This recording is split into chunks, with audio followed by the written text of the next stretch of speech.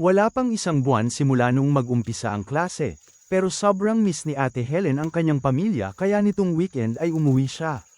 Matatandaan na noong isang buwan ay lumuwas si Ate Helen papuntang Valencia City upang doon ipagpatuloy ang kanyang pag-aaral sa kolehiyo.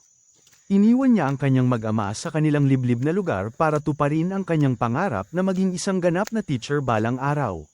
Ngunit sadyang napakahirap mawalay sa inyong pamilya at sa lugar kung saan ka namulat at namuhay ng simple.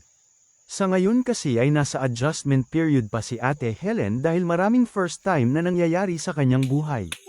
First time niyang mawalay sa pamilya, first time niyang mamuhay ng mag-isa, first time niyang tumira sa syudad, kaya maraming adjustment talaga na nangyayari sa kanya ngayon. Dati-rati nga ay naglalakad lang siya, ngayon nagko-commute na papuntang school. Dati-rati sa dirty kitchen siya nagluluto ng kanin, ngayon rice cooker na.